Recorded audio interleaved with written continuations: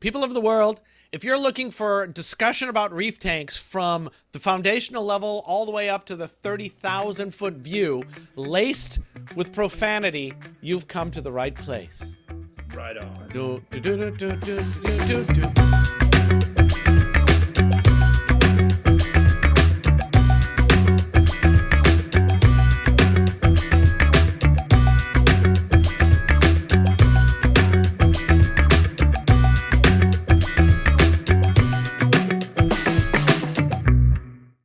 Ben, we're at a special show here today because this is the Bay Area Reefers January holiday party. And this is an interesting show for us because this was going to be a live in-person gig where we were going to have people around us chomping on delicious snacks. And because Ben got sick and then spewed his sickness across the whole nation, we all felt uncomfortable holding the event in person. So we're doing a virtual version. So we have got a bunch of people from the Bay Area Reefers Club who are listening to us right now. And we're going to go through some of their questions that they asked previously. And then we're going to bring them on and we're going to have some conversation if conversation ensues, which I'm pretty excited about. I love this club, by the way. I was a founding member of the club. And when I wasn't part of reefing for years, I kind of lost track with what the club was doing. And then when I came back, well, that's a lie. When I stopped paying attention to everything but my job in regards to reef keeping, I didn't go on forums all that much. And then I came back, and the club is still going gangbusters. It's great because it was probably better without you. I'm sure it was. But at least it was set up in a way that it continued. I see a lot of clubs set up, and then they end up just fighting within 6 months. No, you didn't return the par meter on time. I hate you. Embezzling money. And then there's real embezzlement in clubs that keep a lot of money. Like it's a thing, which shocked me. I mean, that's not, I swear, show me a reef club and someone's embezzling money. No, I'm serious, dude. It happens in Texas too. I don't think when I was in the club, there was no money being embezzled that I knew of. Yeah, because you weren't the one. Oh, there's always somebody. You're either the embezzler or the embezzlee. I did take a tube of icy gel once and did right there. I'm going to jail. So what's going on in anything to catch us up on in your world, Ben? Your reef keeping world? No, because it's the weekend. Oh, so you don't do? Oh, that's right. We never. And so you have no clients on. Well, I mean, I have 5 aquariums in my house, but I ignore them like the redheaded stepchildren that they are. Yeah. So you don't. So on the weekend, do you really just turn it off? As much as I can, but I still feel like, people, what happened? Someone texted me, "Hey, I don't think my heater's on. We'll go grab it." And they said, "Oh, it's warm." And okay. I mean, it's like crap like that. Go put it in your mouth. Well, that's cool. That's always been a problem for me, is separating a job from life, which I think is it's a thing. And I say this in all honesty. I think I have a decent attitude towards it because I've been doing it for so long. And it's actually something I tell my new clients. Like, seriously, if you feel the need, you want to bother. I would much rather my client like bother me about something so then they feel comfortable than them feeling like I'm not approachable. So I don't mind when clients just say, "Is my heater on?" It's fine. If I help them and I respond right away and they feel better, that keeps them doing those checks. Next time I see you, I'm going to take your phone and call and text all your clients. And tell them to put their heaters in their mouth? And tell them that you are available 24/7. They already know that. For free. It depends how much how much nonsense. All right. Is there anything going on here? I'm looking behind me to see. Your new anemone that looks like GSP. I got a T Aster anemone because I think they're awesome, and I collected some from the Academy once, and I saw one at Neptune Aquatics, so I bought it and put it into the tank behind me with the GSP back there. Some people who are watching can see it. Oh, look at this. Here's a new idea. Dude, don't burn that tank there. It turns out that the T Aster anemone may mimic green star polyps. So I'll get a picture of that and put it Well, up the there. ones that you collected for the Academy, were they as colorful as that They one? were different color. One was a different color and one was about the same.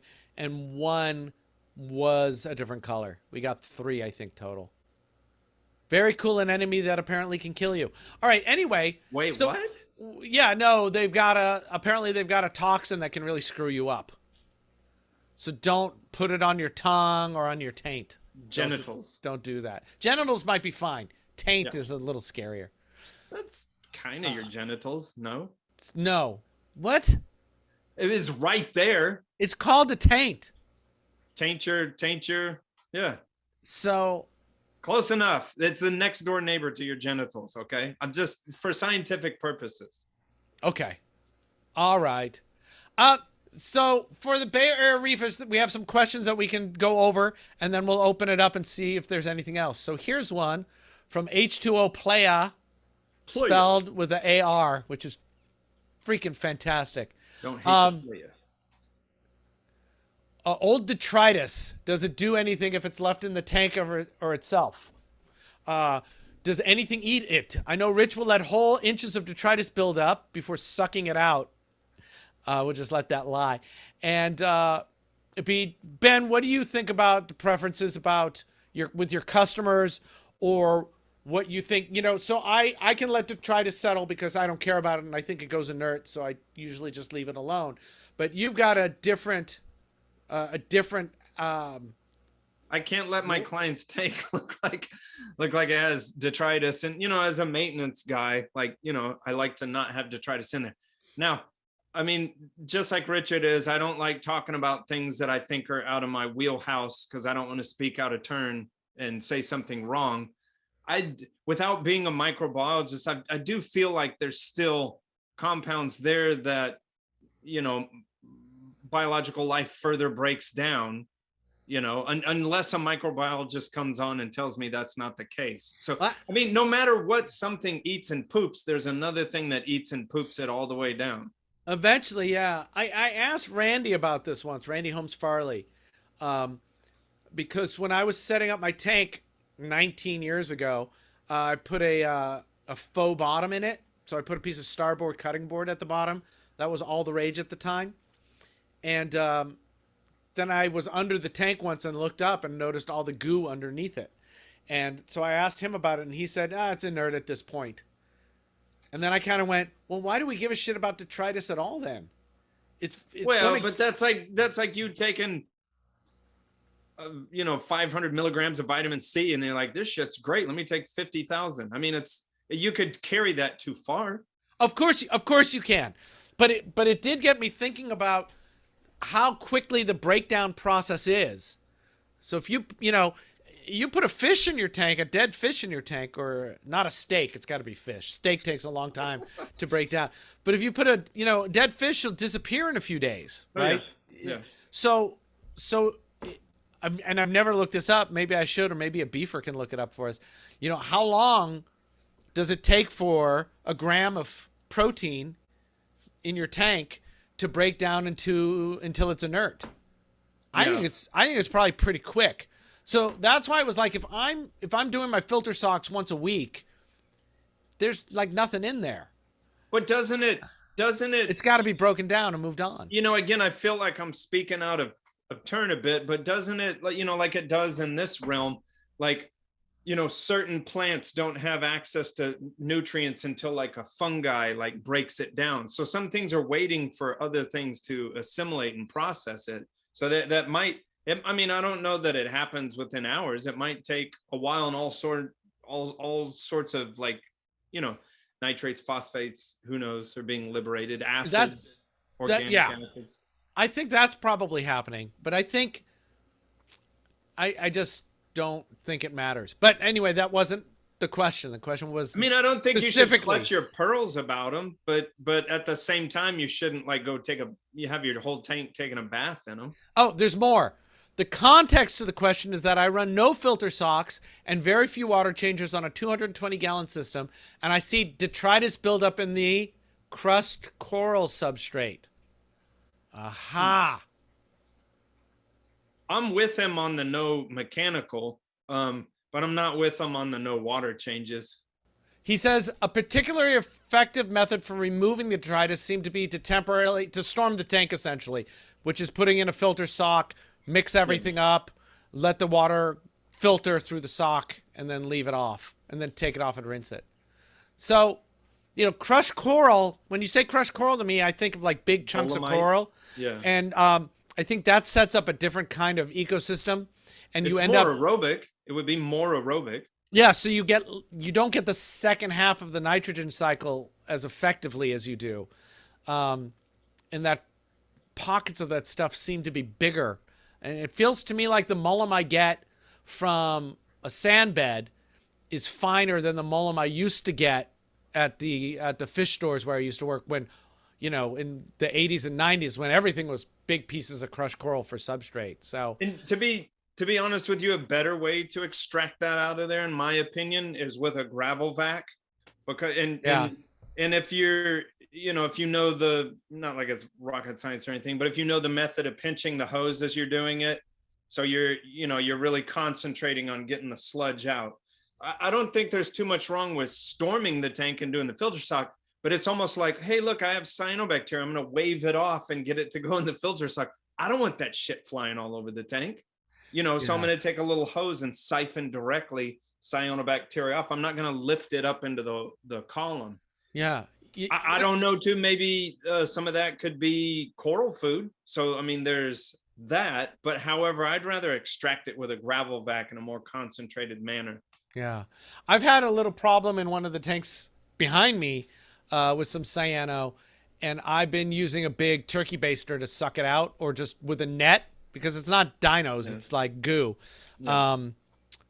But you know, I'm going to do the darkness on it because I'm tired of cyano, but that's got nothing to do with me.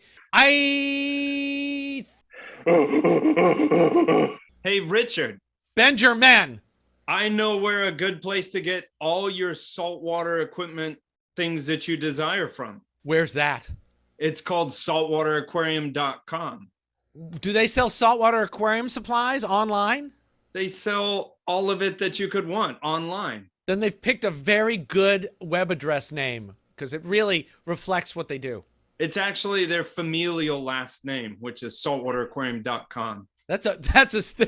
They're from Spain. Yeah. I think it's Portuguese.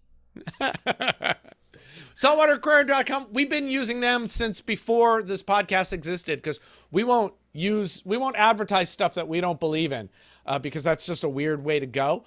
And we've used saltwateraquarium.com forever. Check them out. Go to the link down below because it helps them know that we came from there. You came from us. And Saltwater Aquarium, they've got everything. They've got all the stuff I need. I just bought some more F-Aptasia from them. And I also bought some sand from them because I wanted to use some sand. Why, Ben, in 43 seconds, should people go to saltwateraquarium.com? Because they're still, small family-owned operation. They're not a big, giant conglomerate that's going to buy everything. But they're great. The owner's doing everything, I think, like real above the board. They have an in-house cleanup crew. Snails, nacerius snails, starfish, all this stuff that you can get. They're doing it in-house. They're not like rebranding some other wholesaler and having them drop ship it. So that's great. And they're keeping the system fishless, so you won't get anything. Transfer. Yeah. And they got all kinds of stuff, but the new thing they've got is an app on their phone. Here it is. There's the app. You lie. The app's pretty great. So take a look at it because that's what they want us to talk about is the app just makes things easier, gives you easier access to information and to ordering stuff. So check them out. They've been really good to us. They've really helped us out. Saltwateraquarium.com. Check the link below. H2O Michael goes on to talk about testing, trace long times without water changes versus heavy water changes. Tank stability is important, but the longer the tank goes without a change, the longer the new normal is different from fresh salt water. And does that impact the tank? We know matching temp, alk, and salinity is necessary, but are there other things worth mentioning on longer term scales like nitrates and phosphates?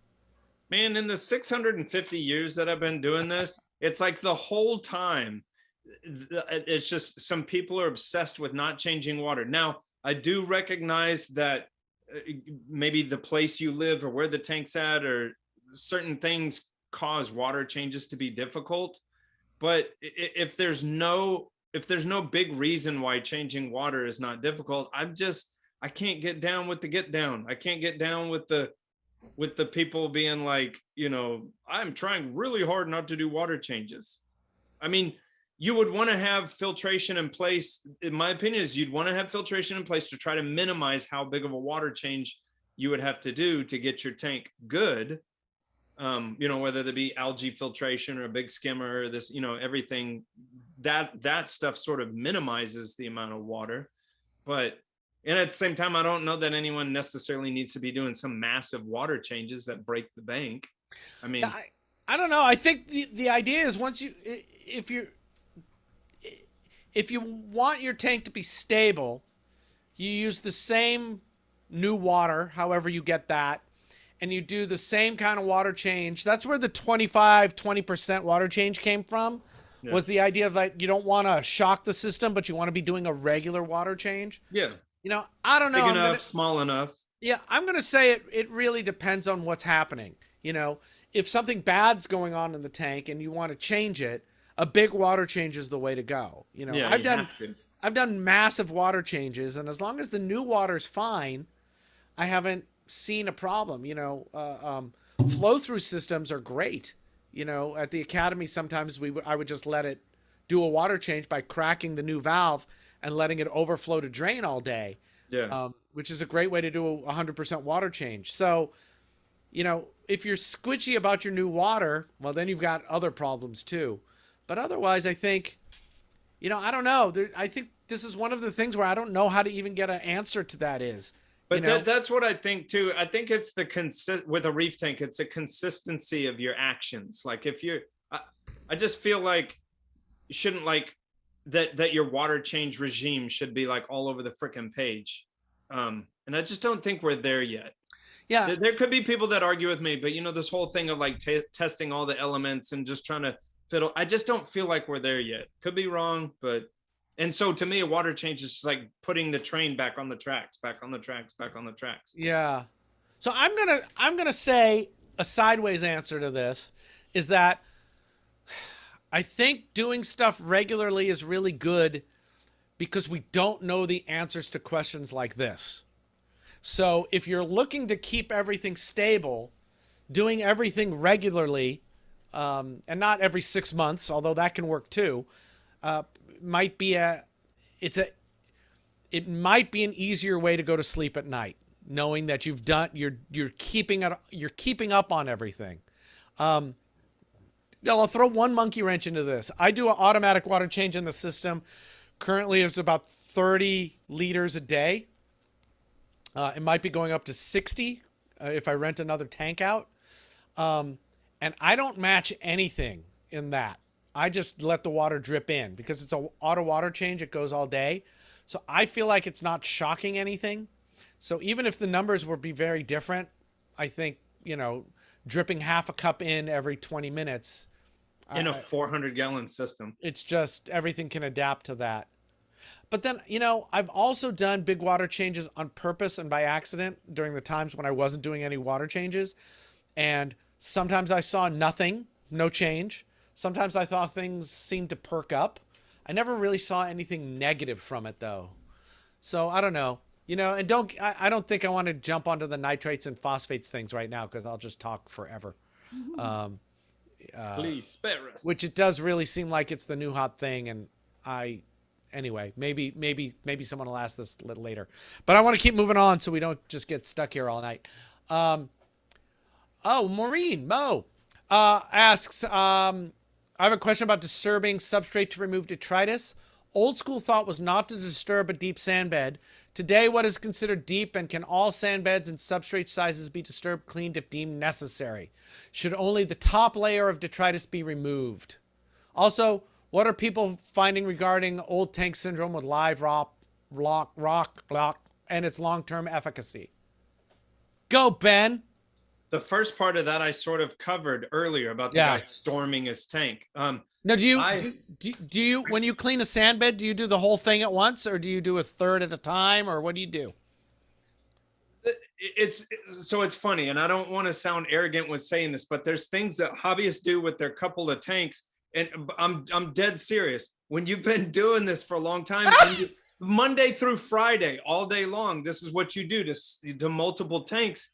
You see where you can, stretch things.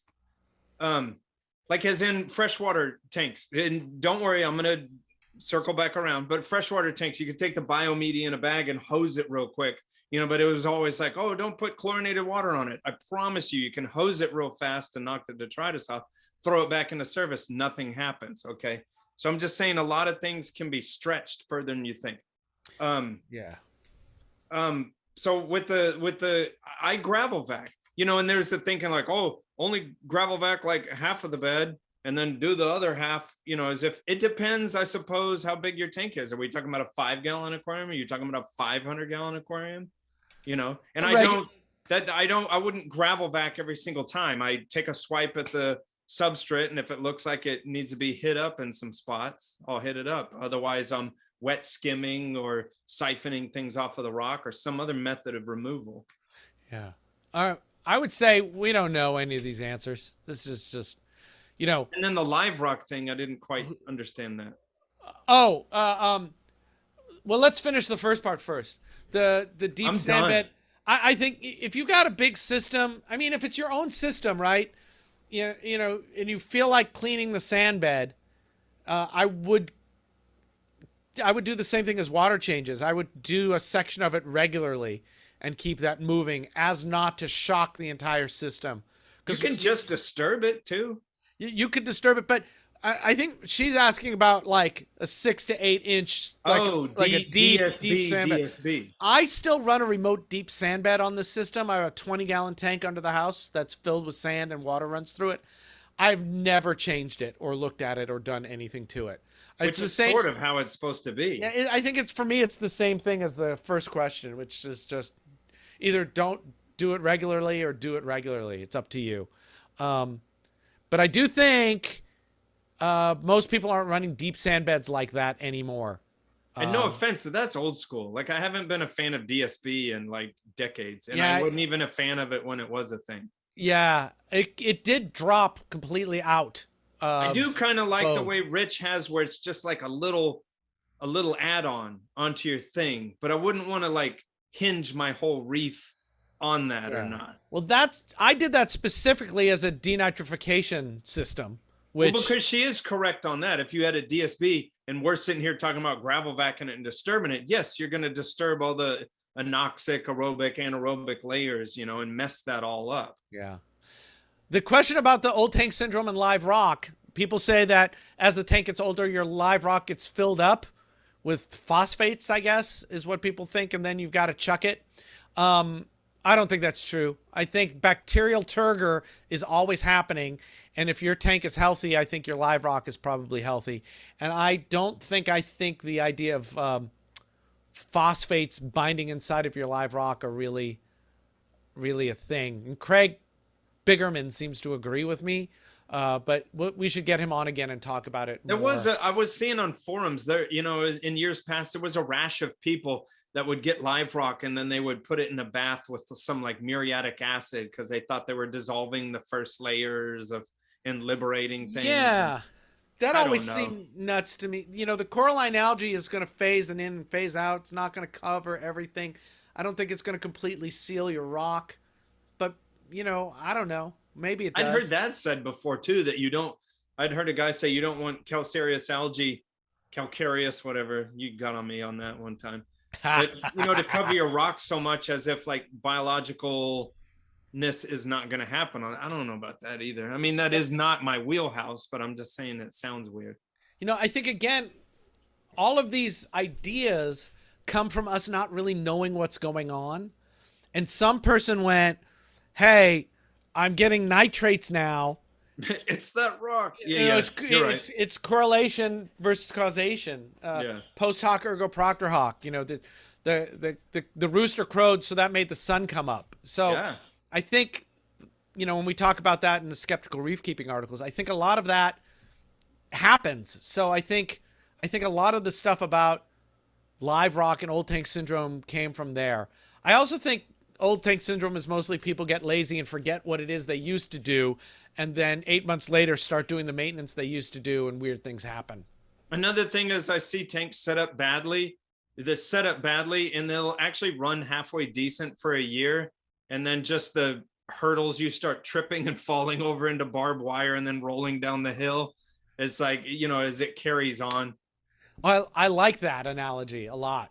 It's more of a metaphor. Like you could almost spend like just $100 on a reef and just jump all the hurdles in the beginning, but it just all goes to shit and you just end up falling off the cliff. Okay, John wants to know, I'm interested in question about detritus. I used to fastidiously clean my sand blade and blow off my rocks. And collected in filter socks. I had the impressions corals really didn't like it since they would mucus up. One time I had an they're not trapping it. Well, hold on. One time I had an infection spread through some coral right after, and it made me wonder if I'm spreading micro-laden detritus everywhere was a good idea. So now when I clean it, I suck it down into a sock, into my sump as I go. All right, so it gets filtered out. Yeah. Just being lazy has led me only rarely to clean out detritus now with no apparent problems. I'm going to jump on that first. I don't deal with detritus, so and I don't find problems with it. I didn't really deal with detritus at the academy either, and my tanks were bomber. But Matt did take care of detritus, and his tanks were also bomber. So you and Matt. I think it my experience says, being ridiculously anal over detritus doesn't make sense unless you're super anal over it. If you're running, okay, I'll say it this way. If you're running a bare bottom small tank, yeah, every day you should go in and siphon the detritus that shows up in the corner. Get that crap out of there. If you've got a full reef tank, let it ride, baby. I don't see much of a reason to pull it out. I still don't mind the idea of storming the tank, and pulling it out. I can't storm the tanks in my secret lab here very well because the turnover is not that high. So you just mix it all up, it just settles back down again. Yeah. So I can't do that. So yeah, I think, and saving the salt water, I used to be a fan of that too. Just siphon it through the sump. I think too much of the stuff might be getting through your filter sock, especially if you're worried about microbes being spread everywhere. So I would just do it as a water change, really, if I was worried. Benjamin? I've employed, that's not exactly the question, but I've employed that. I mean, there's a number of different things I do for any given situation. I've done the thing where you put the filter sock and a clamp on the sump, and then I start a tube. Sometimes I'll do that if I'm pulling out like a little bit of cyanobacteria, but didn't want to do a water change, or a tank that got completely jacked and pulling out algae, or wasn't intending, or ran out of water, or whatever happened. But the first thing I got to say is, what is the deal with bar and detritus? What happened was there's a thread about this event on their on their forum, and somebody asked about detritus. Well, that's how discussions go. I'm imagining and hoping when we open for questions that we'll get more direct questions about detritus, because that's how. If this podcast is supposed to be like having a drink with us after a day at the trade show. Shit, where's my drink? We talk about detritus. We will talk about fucking detritus for 3 hours until 4 a.m, until Sanjay's asleep in a chair, and Randy Donowitz is going to order another round again, and we're like, sit down, Sanjay. Question for Ben: have you thought about branching out into sinking shampoo hair care sponsorships? Pshaw. What is your favorite way of inducing wet skimming to make a water change? Storm the tank, and man, I'm big on wet skimming. We already did a show on it, but I should probably like film me doing it. I think the whole rigmarole. I think it's like, how do you induce wet skimming? It's with the valve. Well, but I mean, you have salt water at the ready. You shut off your ATO so it's not messing with you. And you can do it by the valve, but also too, as long as your skimmer. So some people just have their skimmer sitting there and they haven't hooked up like a little hose onto it with a little ball valve at the end of it. So you need to do that, because I wouldn't do it any other way. I wouldn't like put a hose into the skimmer head and try to siphon it. You really want the drain. Let me translate that. Yeah. You can adjust the skimmer to make the water coming into your skimmer cup wetter. Yeah. By raising the level in your skimmer. You can also, if you have a DC pump running your skimmer, you can increase the amount of flow you run through the pump. Yeah. And I think by inducing, because you could add a drop, you could really get it to skim wet by adding a drop of Amquel into your tank.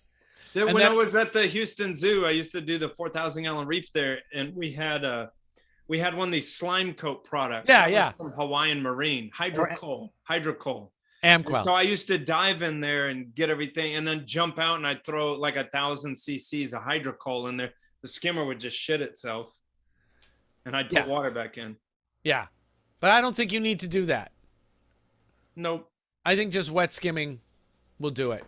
But we should make that differentiation, because too, I don't know if this person is talking about like wet skimming as a strategy of that's what you always do, because mine is wet skimming as a strategy. You walk up to the tank and wet skim the hell out of it for like 30-40 minutes. Replace the water. That's what they're asking about. And let me tell Bar and Beefers and whoever's watching this, there's so many times I've seen people's tanks bomb or whatever's going on, that I promise you, wet skimming is a good way to get out versus just pulling water out. If you have dead coral, like let's say you got caught in a hurricane or a power outage, what, half your corals are dead? I don't know. Would some people just give up? Quit doing the face. I don't know what you're talking about. If you wet skim, if you've had a major catastrophe in your tank and it's all that goo and gump and dead tissue, like that comes out real hardcore with wet skimming. Okay. Just thought I'd tell you. So if your tank is dying, skim wet. Dude, don't make me go all into it. Wet skimming. I mean, if your tank is dying, obviously you have other problems, but I'm just saying, if you're in the middle of a catastrophe where stuff's died and you've removed it and the water's gunky, gummy, and wet skim, and that pulls up. But you got it, yeah, sure, but you got to be doing everything else. Pablo wants to know what wet skimming actually is. Wet skimming is, there's a couple different ways or philosophies about running your skimmer. Some people want it to produce a dry foam because they think that dry foam has got more proteins in it, which is true. That's why it's dry and it can support itself. It's got more proteins in the matrix, so it's stiffer. Other people like to make the effluent coming out of your skimmer cup wetter, so it's actually dripping out or flowing out. And the idea behind that is you're more in real time removing more goo from your water as it touches the bubbles. You're not waiting for the foam head to collect.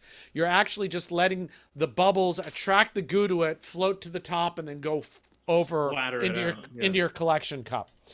So that's what wet skimming is. Wet skimming, in essence, is kind of like gravel vacuuming your tank without a siphon. And if you do it kind of regularly, your skimmer kind of deals with it. You know, you will get ahead of your stuff. You know, you won't have too much goo every time. And I also think that goo actually feeds stuff. So it's a feeding bonanza. If you've got vermitid snails and you want to know where they are, storm your tank. Yeah, and they had the trails everywhere. Storm your tank. All right, I think we've killed that one. Hey, so our new sponsor is Biota Aquariums, and we've had Tom Bowling on before, who is the breeder extraordinaire who is at the head of Biota. And we're very happy to have them on as a sponsor because people always ask us, where can we go to get fish that we can trust, right? Because if you just go and get a copper band butterfly or a yellow, from somewhere, you don't know if it was caught with cyanide or how it was treated in the chain of custody or if it's diseased or whatever, and it's being taken out of the wild. And while we don't mind things being taken out of the wild, we'd like it done sustainably, and often it's not now. So Biota is a place where we can send you with complete good conscience and excitement. They captive breed everything. They're good to the environment. They care about the local economies and infrastructures where they have different facilities. So, for instance, in Palau, every year they breed a bunch of rabbitfish to let them go to show everybody who's there that, look, we're helping what's going on in right here where we work. They've got great animals. People are always looking for captive bred stuff and you don't know where to get it. You can get it directly from Biota, or you can get it from their website, which we'll put down below. Ben, what do you think of Biota? I've been ordering with them through my company for a good probably 5 years or so. And to be honest, as much as I can get from them, I always do that. I say this wholeheartedly. I would not get a Mandarin Dragonet, Syncaropa splendidus. I would not get it any other way. I have purchased, I think, 12 of them, and all 12 of those are alive currently in the clients' aquariums. They do astonishingly well. Now they cost a little more, but it only makes sense when you see how hardy they are. I've gotten Tridacna clams from them. They have all sorts of Tridacna clams. It's just the way to go. Just the way to go. Yeah, so check them out. They're a new sponsor. We have great animals from them in all our houses and stuff, and in Ben's clients' places. So check out the link below. Biota, thanks for sponsoring us. Thank you, Biota.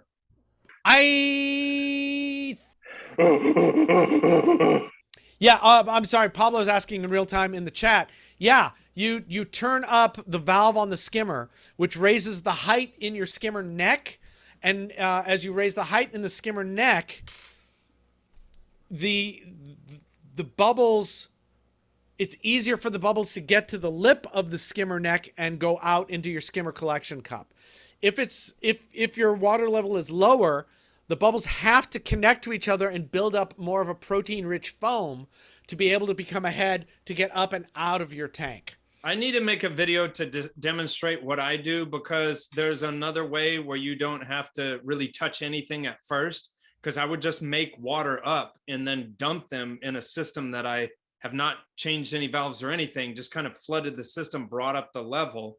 The skimmer will start to spit out, and then I get down there and fine tune it because it may be spitting out too much than what I want. So you can just literally flood the system. So if your tank is set up that way. So what Ben is saying is that it's like talking with Boomer. I got to translate everything tonight. Hey man, it'll dang. Wow, chemistry, blow it up, everyone die. That's my Boomer impression. If you raise the height of the water in your sump above the output of your skimmer, or not even above it, if you just raise it in the sump, the water level in your skimmer will go up. Follow suit.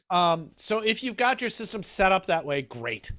You can get it going that way. That's true, because if you did that to the way yours is set up, it wouldn't do that. Yeah. So I kind of wet skim all the time. I want to be able to look at my, I wanted to go back to what Ben was saying before too. You've got your collection cup.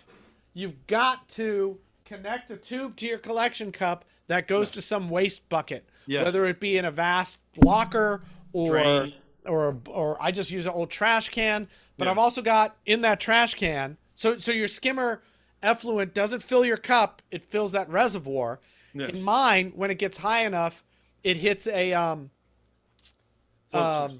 float switch, which then turns off either the air to the skimmer or it lowers the pump rate. So I'm no longer producing foam, so or wetness coming out. So I'm not going to drain my tank by accident from the skimmer. Sometimes I've even used that as an opportunity of these bristle brushes. I'll remove the skimmer lid. Yeah. On a wet skim. Now follow me here, because sometimes I'll use it as a time to like clean at the inside. A long time ago when I first started doing it, I thought it would all just puke all that out. You got to be careful with that, because if you do that and try it on your tank, it sort of drops into the skimmer and circulates in there, and it even spits some out into your sump. Yeah, it depends on the skimmer. I've got a setting on my controller that sends the DC pump that feeds my skimmer to 100%. And so I'll hit that button. It'll start overflowing. Then I'll go in with the brush. Yeah. So it's already moving out up the and net. out. Yeah. And so all that stuff gets exported. If you've got a smaller skimmer and you just clean the inside of the neck, it goes down and some of it will get pushed into your tank. Oh, Yeah. and Pablo says, shut the hell up. I've heard of it, but never had it explained. And now you're babbling. That was me.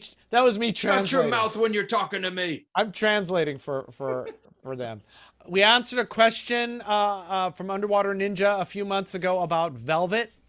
I have passed the fallow period in November, and I have fish now, and everything is fine. Just for the future, if it ever happens again, and to reefers that haven't experienced it before, what are the best things to do in your guys' opinion while going through this supposed 76-day fallow period? And are there other options about not waiting it all the way out? I'm talking about a full reef with coral, inverts, and everything else. So you've got a full-blown reef that gets velvet.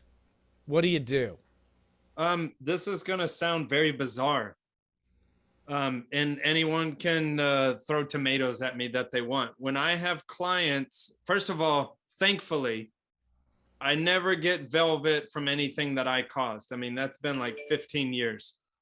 It has, but just because I don't go that route. But I had a client even not too long ago, Richard, you saw that. The dude like zapped $3,000 of stuff in his tank because he just went out and got fish, threw it in there, got velvet.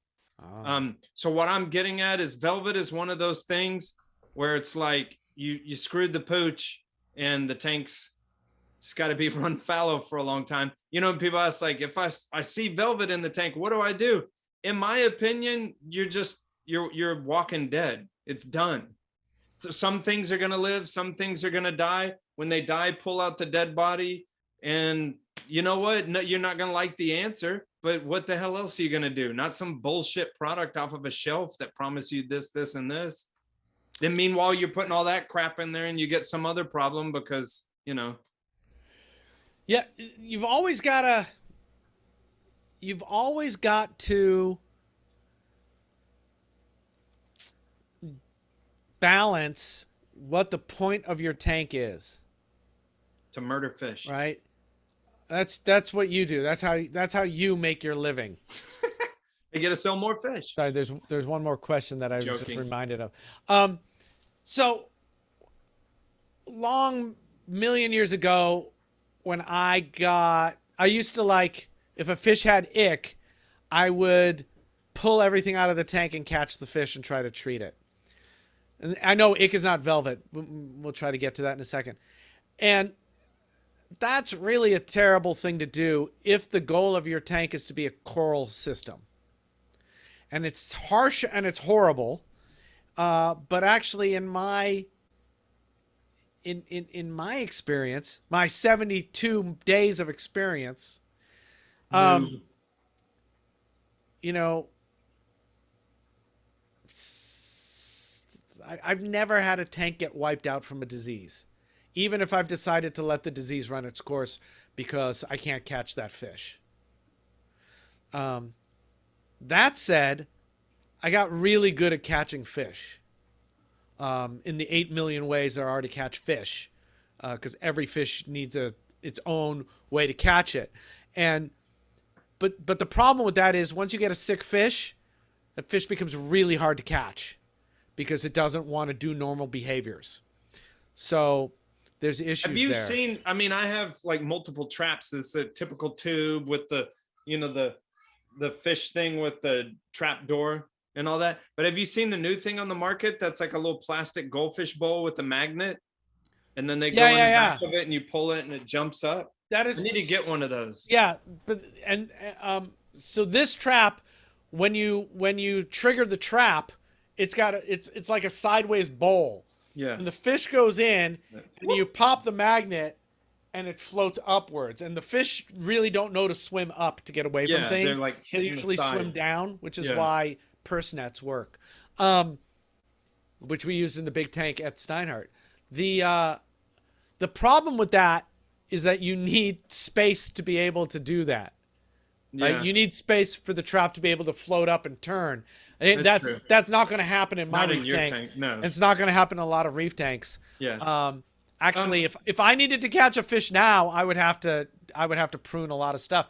But my trap is on a magnet, so I mount it to the top of the center brace or to the front glass, and then you just kind of sit there for a week till you catch your fish. Let me just real quick, going back to something you were saying a second ago.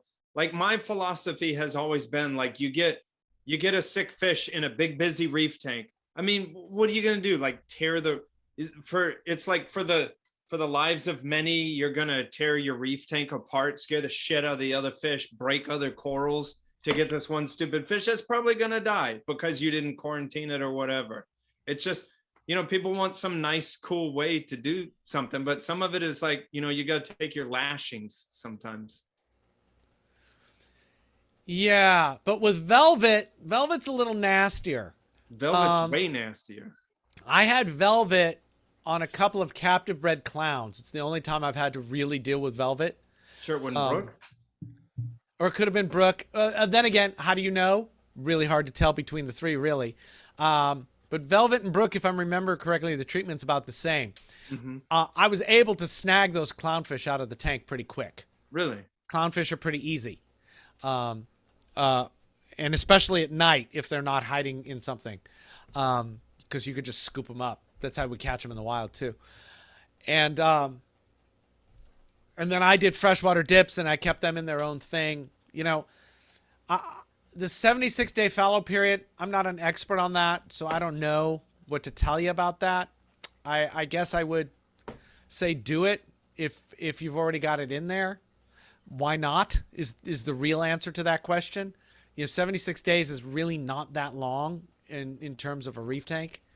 But if I were one who was very worried about fish disease, I would be doing a modified tank transfer method with all of my new incoming fish, because it's only 20 days and it works for many, many diseases. And if you don't, the transfer method is basically you put a fish. I do it in buckets, and let's do it the easy way. You got 2 sets of this. You've got 2 buckets, 2 air bubblers, 1 air pump is fine, and 2 heaters. And you put your fish and whatever hidey holes you're putting for the fish. You fill that with water. You put your fish in it. You put all that stuff in there, and you keep it running. And every 2 days, you move it to the next bucket, and you let the old bucket and the equipment dry out completely. And I do it for 2 days to make sure it gets a full day of drying. The drying is what kills whatever the beasties are you're trying to get rid of. If it's moist, you're not doing it. So 24 hours is enough time to kill all those beasts, but I'm not. I've left stuff out for 24 hours and it's still wet the next day. And then you do that like 6 times. Which is I had an idea. days. It's probably not my idea, but an idea of like when you dry up that bucket, put it on its side and put a floor fan next to it. It's dry the hell. That's fine too. Just as long as it's dry, you're fine. And I found 48 hours is fine. You can do every 3 days if you're worried. The other benefit of that is I don't worry about sponge filters or any kind of filtration at all. I feed every other day, and I feed an hour and a half before I do the switch. Okay.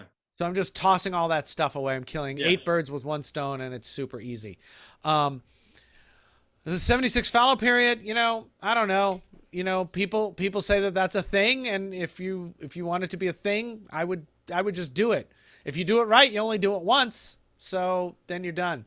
And 76 days feels like a long time, but it's not that long. Yeah. Just get a different hobby in that time period. Well, you can do corals and stuff. Yeah. I'm not a big believer in the idea that you're going to catch no, people get crazy with that. Yeah. Is this even a hobby anymore? What? What?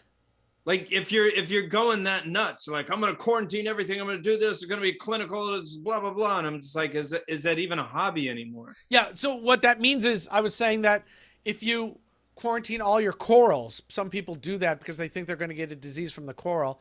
Yeah. I don't think that's a big deal. And Aaron points out that if you're treating, Brooke and velvet, you're doing formalin or metro or freshwater dips. Freshwater dips help give the fishes instant relief for all of these. But if you're doing, if you've got ick, you're using copper or the transfer method. So yeah, you know, how crazy are you going to get with this? I decided a long time ago that I am not rigorous enough to seriously quarantine. So I did it the other way. I'm very careful about what I buy, and I watch it and see that it has no diseases before I put it in the tank. Or I put it in, you know, or I do the transfer method with it. Richard, if you liked listening to our psychobabble and you wanted to support us, you're like, man, I like these guys, but how do I support them? How would you do that? You would hit like on the video or on the podcast. You would subscribe, which actually seems to help us out a lot. You would share it around, which helps us even more. You know, go to like cooking sites that you frequent or automotive sites and just say, you should watch the Reef Beef podcast, because we don't care where we get. What does that have to do with oil changes? Yeah, we don't care about that. We just want the clicks and links. We're just hungry. Just spam us. We're hungry for largeness. Yeah. If you shared it around, that's great. And if you really love us, you can go to reefbeatpodcast.com/membership, and there's different ways that you can support us that are all very helpful. You get kind of a direct line to Ben's phone, and you can call him almost anytime you want and ask him questions. I did get a guy that called me. I talked to him for an hour. Yeah. but please don't. So Ben will talk to you for an hour because Ben doesn't care. And to everybody who has bought us a beer or become a member or asked us questions or bought any of the merchandise, thank you so much. It really does make it more fun to do these shows, and it keeps it going because there are costs involved. So we really dig it. Thank you so much. Hey, if I can ask a favor, however you're consuming this product that we're putting out, if you can leave us a review and maybe a couple kind or maybe horribly evil words about us or whatever, you know, but leave a review on whatever podcast or, you know, YouTube or anything. Righteous. Aaron said something about freshwater doing flukes, and that works so good, like angelfish and stuff like that. Yeah, it's just within a minute and you see the flukes turning opaque and flying off. If you got a fish that's covered in anything, flukes, velvet, brook, ick, give the fish a freshwater bath.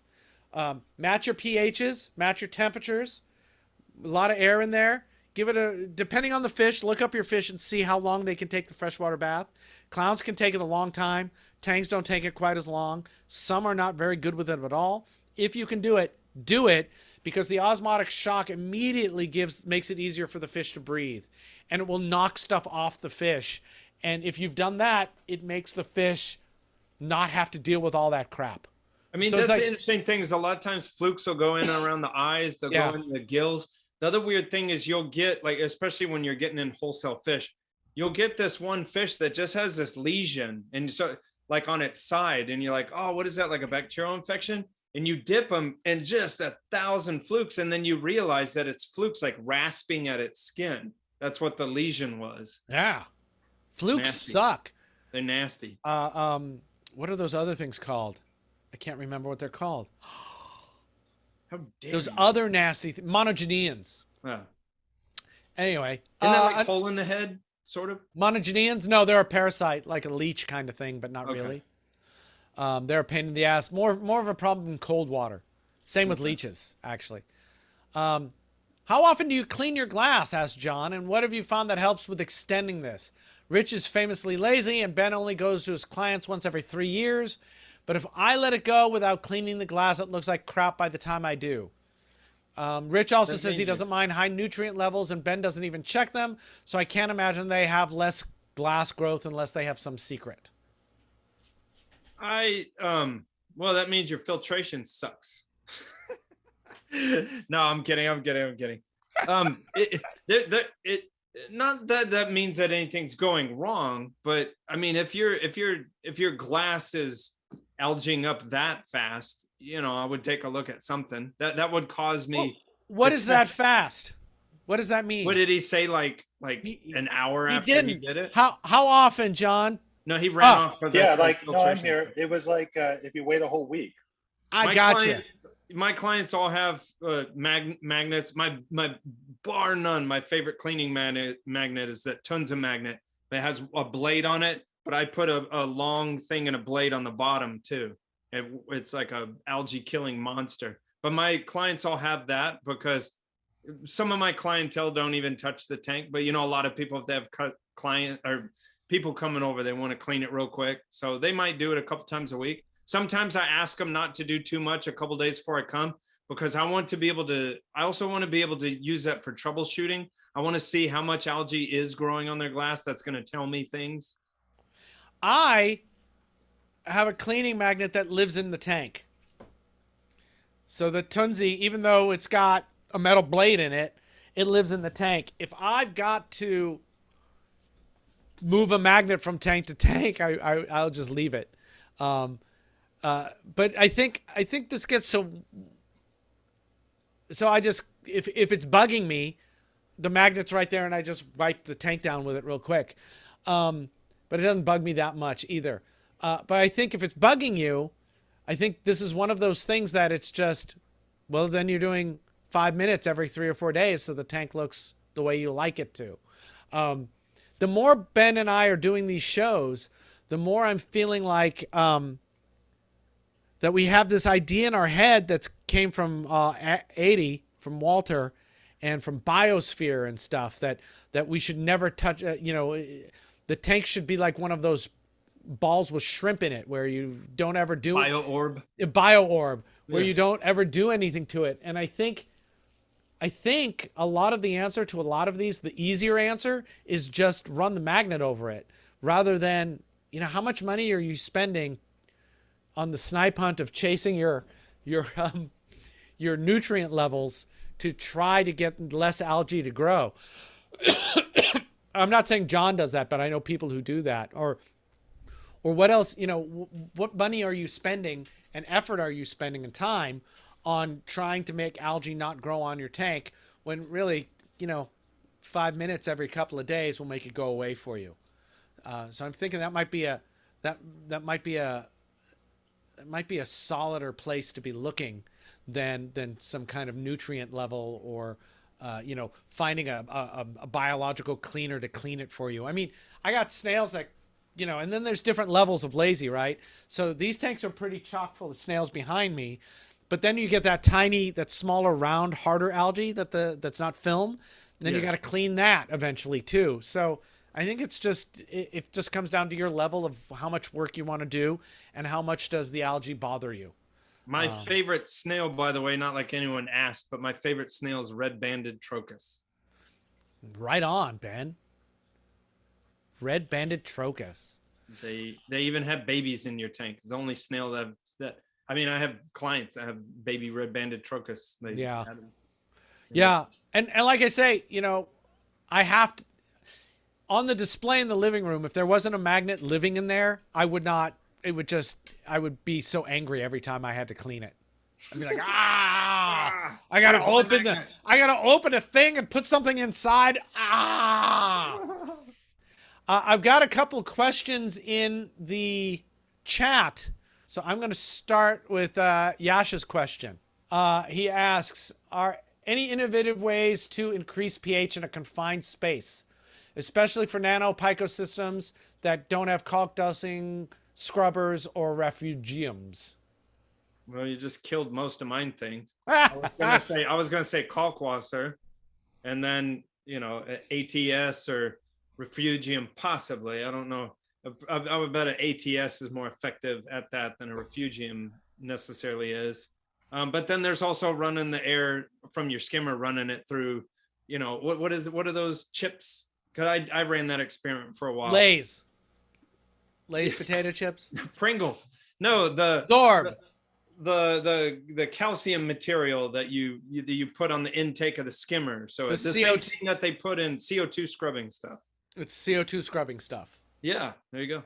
I don't know what your answer was. I just heard you say a lot of different ways. Well, he's like, is there any better way to do this than X, Y, and Z? And I was like, no, because my answer was X, Y, or Z. But I didn't hear him mention the carbon dioxide scrubbing material that you put the intake of your skimmer onto. He called it scrubbers. Scrubbers. So no skimmer or ATO. So I would still do bubbles. If I could do outside line, I would put an air pump outside and I would bubble outside air into the tank. That's pretty much the only way you're going to do it. The other way to do it is really saturated kalkwasser, dripping it in. But if you're doing that in a nano, you're just asking for it. No, scary. And just asking for it. Oh, there have been a couple of aquarium Roombas for your glass tanks, John. Yeah, if you could come with a good robotic tank cleaner, that would be great. The key is the cleaning thing on the inside's got to be super thin. It's got to be thin. The one I remember was called Robo Snail. Robo Snail. But it was big and bulky. It was too big. It's too big. Okay, I guess any chemical adding to a nano, I think it's a bad idea. I might try a oxidator. Is that what they're called? You like put potassium permanganate. Yeah, and see if that does it. But that's a tough one if that's all you got. I mean, you could always, you could get a small cylinder of oxygen and bubble that in instead of outside air. You just have a cylinder you need to refill, or you could get an oxygen producer that fills up a cylinder. I don't think we do that in glass blowing. There's a condenser. It makes its own oxygen. It's not cheap. Yeah, it's expensive.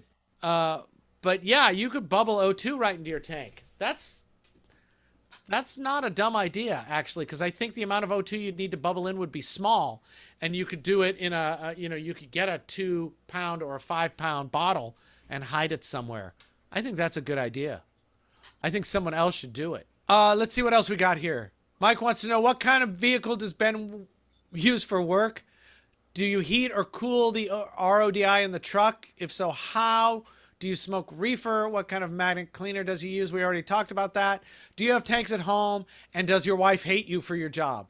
Okay. I may have paraphrased. Wait, Toyota Tundra. What was the other question? Do I heat or it is difficult because it's an open top. I don't do like a camper top or whatever. It is difficult, but some clients I have where we create and store water at their place. It just depends the logistics of it. But sometimes, yes, it does suck in the dead of summer and the dead of winter. It does suck. And so sometimes I may do a smaller water change to do that. And then does my wife hate me? Yes. And the question was really, is she tolerant of what you do with the tanks at home? And I think I'm going to answer for Ben. The answer is yes, because your wife just takes care of the kids, right? My wife's a stay-at-home mom, so she has no damn choice. She's like, why is there 8 takes in the house? And it's like, do you like life? Do you like food? Yeah. I like that I said just stay at home when it's what I did for 5 years. Yes, to be completely honest with you, her job is 1,000 times worse than my job. Underwater Ninja, I think, is following up. Oh, with the fallow period. Yeah, I kept feeding the fish as normal, sure. And the corals, you probably don't need to feed the fish. Feeding the corals will probably put enough nutrients into the water to keep your levels where they are. Water changes. Yeah. I'm sorry. If the question was, what do you do in the fallow period? You just treat it like a coral tank with no fish. Hans has raised Hans's hand. Hans has raised his Hans. Hans, you can unmute, and if you'd like to. Yeah, dude. I want to hear someone else's voice. Hey, all right. So I have a question. I have a trigger who loves to just take big mouthfuls of sand every night and dump them all over the tank. And then I get worried that the corals are being disturbed or buried by the sand or crosshatch. I'm sorry, what? Crosshatch or blue throat? It's a Picasso. And so I end up every day, like, having to blow off with a turkey baster all the corals, but is that needed, or should I just, I don't know if I'm bothering the corals more, or do they get used to having sand all over them, or? I mean, you can like say it's a like Cinerina lacrymalis, like a tooth coral. You could get sand on it a lot, and it will, do its whole thing, but it'll blow energy and it'll die a lot of times from doing that. So, I mean, yeah, that is uncool of the trigger. What kind of corals? It's just like zoas or acans, stuff like that. Yeah. Those probably aren't going to be too disturbed. But it's, it happens in the wild. And those corals can really that's puff why I'm up. like, wait, this is a natural thing, right? Like it happens, Yeah. but then I get worried and I'm like, and then you start, like I saw you guys storming your tank and I'm like, oh, that's turkey basting your rocks. Like then I end up doing that. So it's like a daily activity, Well, that's what I was gonna say. Is this a daily thing? Because well, I find myself doing it just because if I see all the sand on the corals, I'm like, oh, I should blow it. I mean, like a big meaty LPS can, honestly, if that's a daily thing, it can kind of tax them to death. That's why I was worried. Yeah. Are they really covered? Enough to where, it's, I wouldn't do it if it was just like one or two pieces of sand, but yeah, I wouldn't say there with the airy. tweezers, like yeah, I'm not taking out sand particles, but yeah, it's enough to where I go like, hey, probably. And I think it does it on purpose. It literally swims by the front of the tank. Yeah, and it goes, oh, you like this coral? Like I'll clean it, and then it'll come right by right afterwards, and then just dump a whole thing of sand on top. He's trying to let you know he didn't like that coral.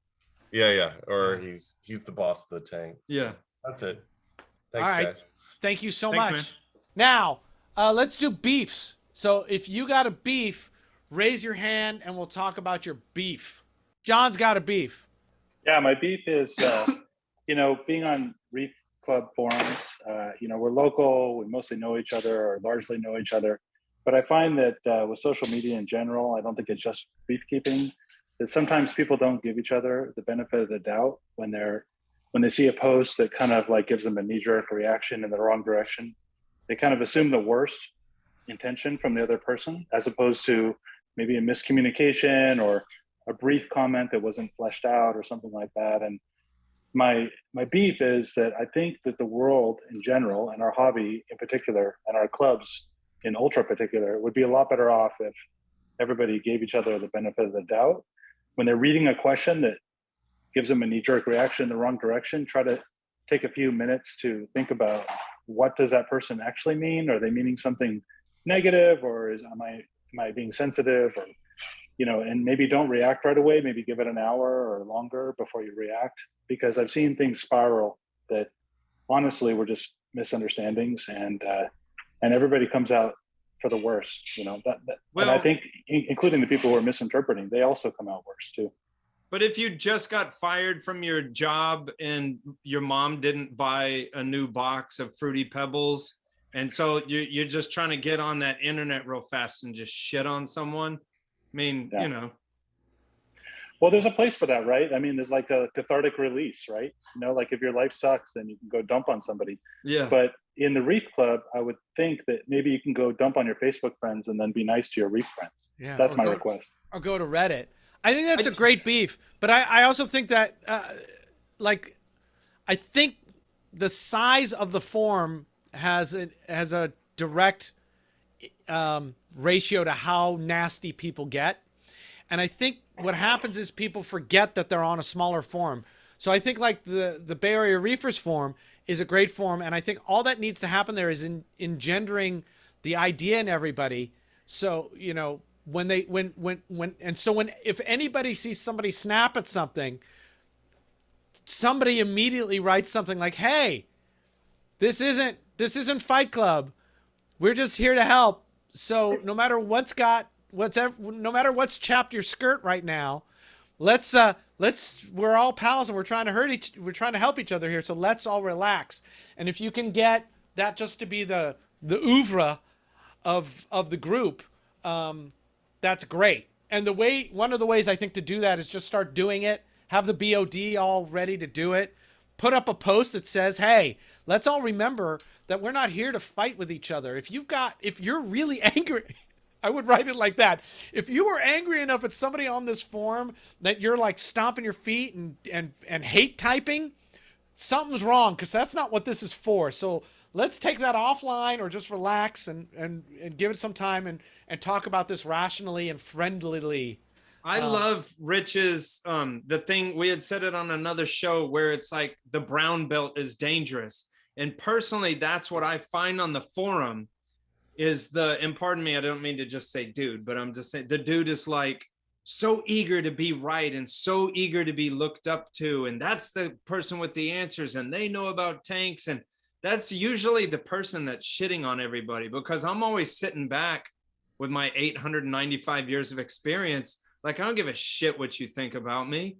And, you know, on that forum and this and that, I'm trying to be helpful. And if you want to get in a tango, you know, I'll give you my address and you can bring yourself and your pistoles down to Texas.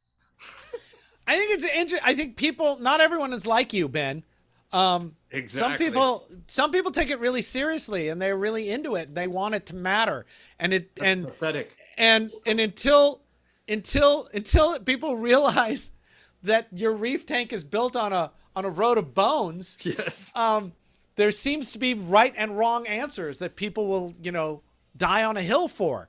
You know, don't you ever not quarantine? Don't you ever put a tang in a 7-gallon tank? You know, there's all kinds of things people will stick a pole in.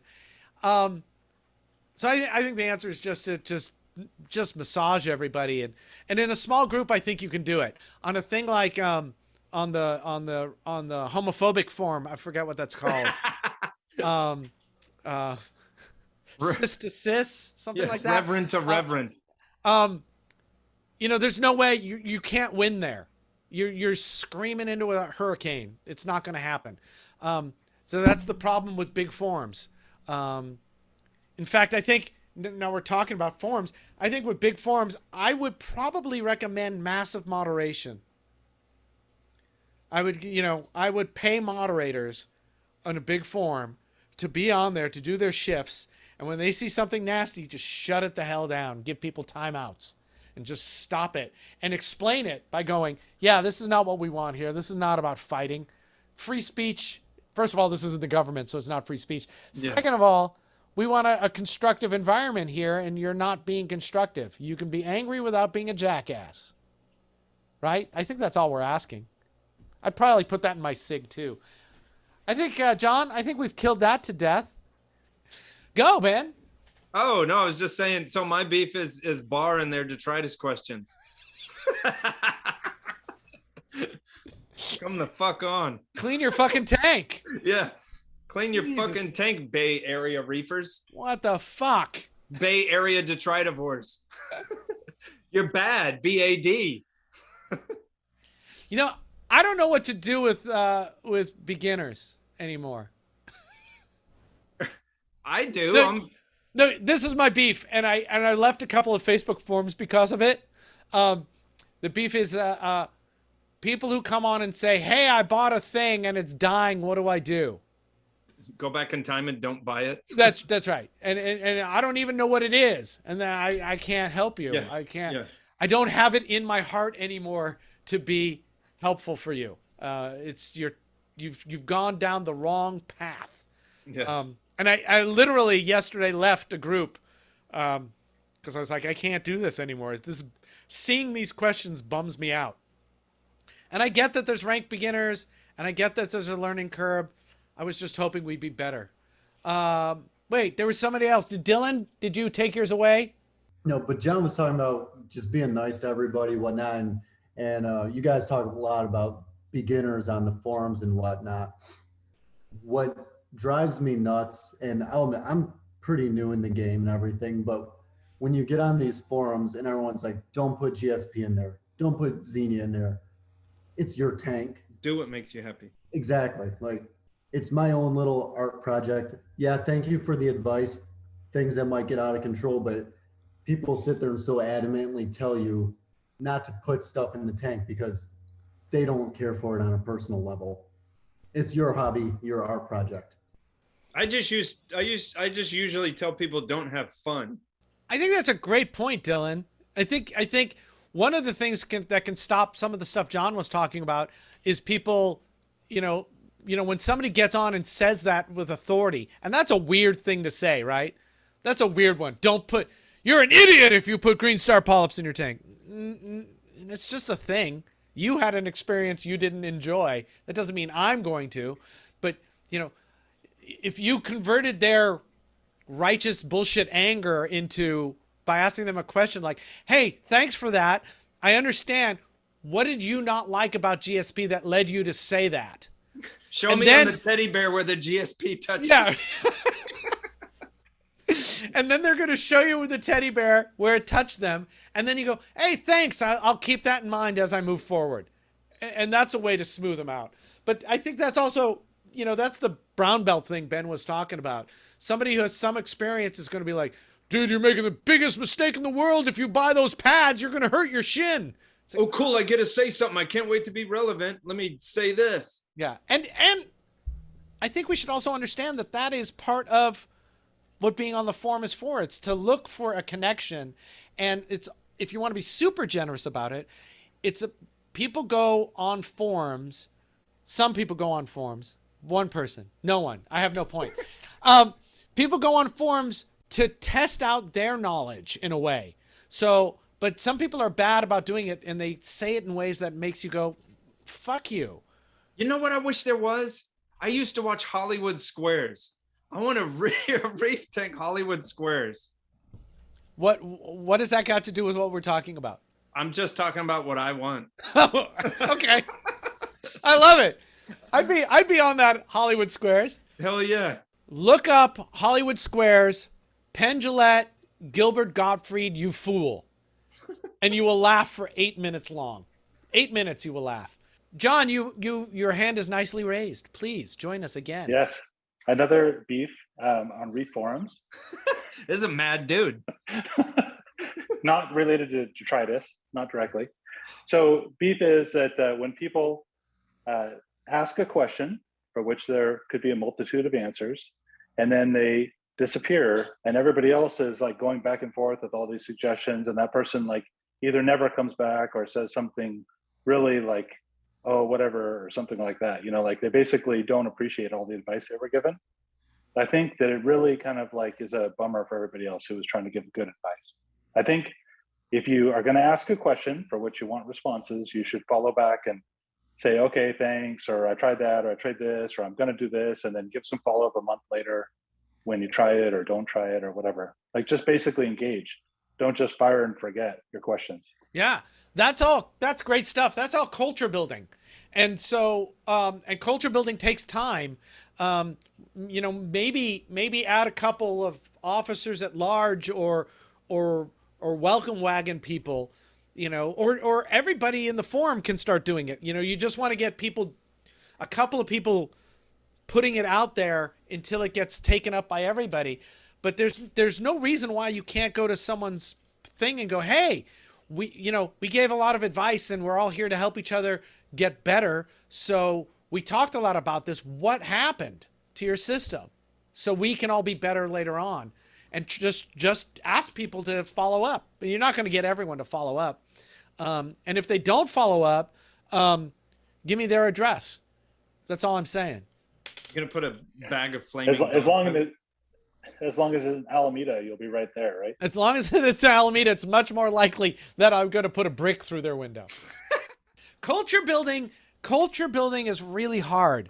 We spent so long at the beginning of bar with the spirit of the swap. You know, at the time when we started when we had the big 500 people swaps from, you know, NorCal, everyone came to God, what was that wholesaler called? I can't even remember. We used to have the meetings at the wholesaler. Shit, if somebody remembers, let me know. They were off Whipple. ASAP. Thank you very much, Kenny. Holy shit. ASAP. Rob. You know, getting people to understand that no, the swap isn't about what you get. We're all going to get great stuff from the swap because it's, you know, Ben, I don't know if you know this. It's an actual swap. There's no money. There's no sales. Yeah, old school. Sales became the thing. And getting people to understand that it was like the more you give to the swap, the more you're going to get back in the future. It's not about what you get right now. And we used to push really hard the spirit of the swap. And, we would buy lots of corals to seed the swap, so everyone felt like they were getting something good. And that took like 2 or 3 years. And it was, and we had to constantly be vigilant about it because people all, we had to say, hey, please don't do sale deals. Don't use this as an excuse to sell shit in the parking lot. Because people would sell shit in the parking lot, and then it's all about the shit being sold in the parking lot. We don't want shit sold in the parking lot. We want stuff in here. But and that's related to that though, is that other thing, that could be loosely with this is banking your stuff, get some of your buddies from the group and just say, hey, I have this red planet. Let me give you a piece. Let me give you a piece. And if mine tanks, can I ask for some of it back? Yeah, well, you don't know the club actually has a program for that called Don't Break the Chain. And besides saying that, absolutely, that's part of what started it. It started with, hey, this is a great club, and I got Russ when the club was called Bear. Bay Area Reef Enthusiasts. Bay Area Reef Enthusiasts. Some people showed up and they're like, oh, I think I'm at the wrong club. I wanted to call the club Barf. Bartholomew, short for Bartholomew. Yeah, Bay Area Reef Friends, but I got totally overruled, which I thought was a mistake because Barf, you'll never forget that. But that's okay. My ideas are not always the best ideas. Although that one, that's a good idea. Oh man, I had a Spaceball reference in my head. Yeah, the club was small. There was about 20 people in the club, and people had a bunch of extra cold coral and shit and didn't know what to do. So we just started having these events at tables out front of Eddie's place, Tropical Paradise. And it was fine, except it sucked because it was like in the sun and half the stuff died because it baked. And actually, I think that was what made the club break away from Bear and start its own, a different version of the club. Because the guy who was running Bear at the time wasn't dealing well with the idea of change, and so we just went, oh, we're gonna just start another club because we don't know what to do anymore because nothing's happening for months and months and months. So, but anyway, yeah, you got a bunch of stuff, you're giving it away, and then we did the thing. If you brought, God, those rules, they're probably have you. John, have you guys done one of those swaps in a while? I always see swaps, but I don't know what you're doing. Yeah, we're still doing them. We intend to do 2 or 3 a year, but COVID sometimes nixes a little bit, but we've still been doing one each of the past 2 years. So we've got another one planned soon. So that's excellent. Do you still do the rules like the picking rounds and? Yep. Man, that was such a pain in the ass to figure out how to make that happen. Yeah, totally. Excellent. Everybody loves it. It's great. And like you said, no money exchanges hands. People bring corals, they put them on tables, sorted by type. There are picking rounds where people go through and one at a time pick out a coral. And then they come back, 10 minutes later and pick up the next coral and keep going like that until all the coral's gone. And it's always we have, like many hundreds of corals brought by people and it's all gone by the end. Is there still the thing about like 3 frags of the really good coral gets you in the first picking round kind of thing? Yeah, we have bonus corals. Yeah, so like if you do choose to bring those ones that are expensive, then you'll be able to take an expensive one home. So it entices people to bring. They bring 3 to take home 1 from the first round. So 2 other people who didn't bring really fancy corals can take 1 home. That's great. So yeah. There's that one guy with a bag of GSP. Yeah, which is fine. I used to bring good stuff, and then I would get like multiples of other corals that I wanted, so I would have an insta colony rather than frags. Yeah, sure. I've done that before by accident. That's great. I've done that before where I take something on my first round, and then 3 rounds later, I take it the same thing from a different person. I forgot I took it the first round. Yeah. I'm so excited that that's still happening. I want to come to the next one. I got GSP. I got totally. So much GSP. Get back into the fold. Totally. Ben can come too. Yeah, it's a few miles. Yeah, 1 or 2. You can drive. It'll be. I'll get in the covered wagon. What car did you say you have? You can take your SUV and drive it here. Be like 1,000 gallons.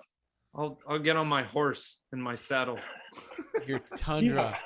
thank you everyone so much for being here and Yeah. for being part of this. Let's- If you bow out, your- you're not going to offend us. Yeah, give yourself a pat on the back. Thank you so much. I think that's time. I think that was a fun show. That was fun questions. So I'm going to say thank you, everyone. Thanks for our sponsor. Thanks for Bar for being a great club and for having us and letting us do this with you guys. And thanks for the questions. And thanks to our sponsor, Biota Aquarium and saltwateraquarium.com. And thanks to all beefers for being beefy.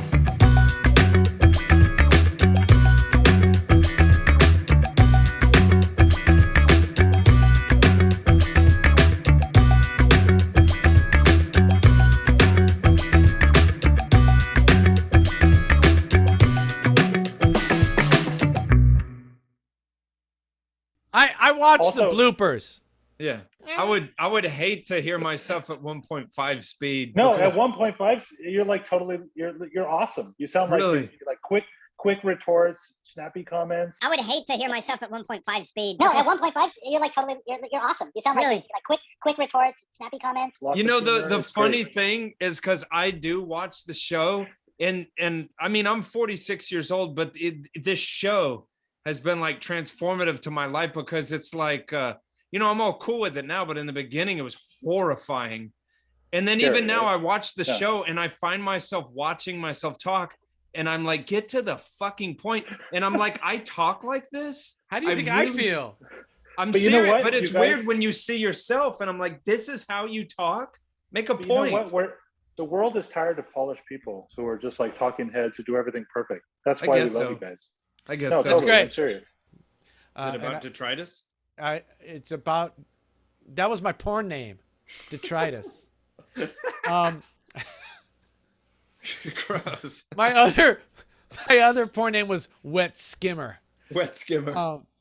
Okay, so yeah, people seem fine with me just talking through. It's a faster way to say Yeah. that. Saying I'm not scrubber good. instead of, you know, those potato chips that you put in your ass Well, Um, yeah, chips. we know that I'm chemicals, and then you're gonna drive yourself. Okay, I nuts. don't even know what you're talking about because I was in the middle of a sentence, then you started talking and I Snowman. apologize. I was looking at and the you're chat. doing it again. Snowman's gonna friggin' kill you. He's always gonna kill me. Yeah, Stop talking over me, or Snowman's gonna friggin' kill you. I have a Kill death wish. you. I have a death wish. Do I smoke reefer? Honestly, you would call me a liar, but not that often. I'm just naturally weird. I did a lot in my 20s, but not that much anymore. With 3 kids and a business and all this stuff, I get high and I have existential crises. So I just like to be sober. And then Wait does till my, your, wait till does your my- kids get older, and then they'll sell you some. yeah. Is a juggle off a thing? There's a lot of weird juggling things. There's a game we play called Combat, Juggling Combat, where you have teams of people and they're juggling and you try to smack the stuff out of their hands. No way. You guys don't understand. This podcast started because I've always had the idea for the podcast. And by the way, the podcast was supposed to be half an hour. And anyway, and I called Ben and said, let's just do this and make it easy because I don't want to do any work. And then so we started doing it, and then Snowman came on. I was like, hey, I want to help. I'll do all the work. I was like, you're not going to do all the work. I'm going to end up doing a bunch of fucking work I don't want to do, aren't I? I'm going to end up doing tax bullshit and all kinds of stuff. And yeah, that's what's happening. Now I'm actually doing all kinds of work. So that's why some of it takes some time. I bought the Nectator. Yeah. Yeah. Oh, thank you so much. Yeah, I'm a member also. I'm really, I was really stoked about it, but I have a really fat neck and it kind of chokes me. Yeah.